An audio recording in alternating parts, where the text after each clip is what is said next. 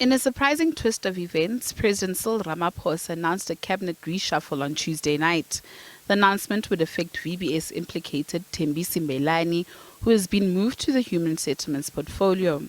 However, DA Federal Chairperson Helen Zille says while it was important to remove Simelane from the Justice portfolio, placing her on special leave would have been ideal.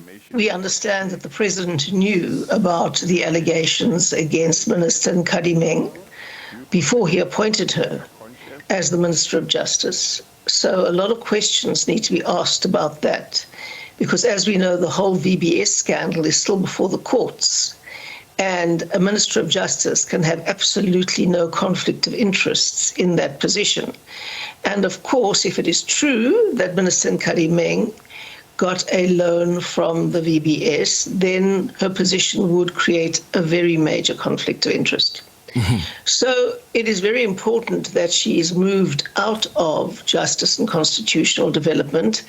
But frankly, I think she should be put on special leave until the case against her is either established or not, as the case may be.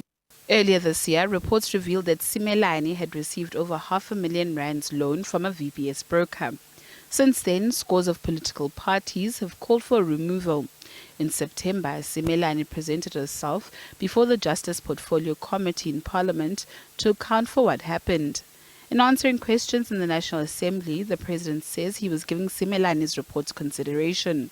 Action SA has since laid criminal charges against her on allegations of violations of the Prevention and Combating of Corrupt Activities Act. Opposition parties believe that keeping her in cabinet would influence the investigation processes against her.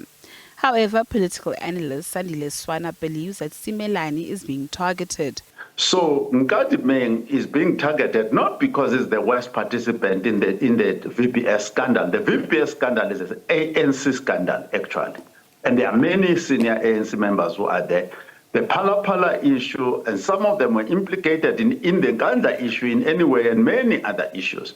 So when you say you are cleaning up, you are chasing people who have got criminal suspicions around them, then you've got to have a full list of them and go for all of them. That's what I mean. In a statement, the EFF says the President is recycling compromised leaders and added that reshuffles are being used to shield corrupt officials and create an illusion of accountability. Natasha Piri, SABC News, Johannesburg.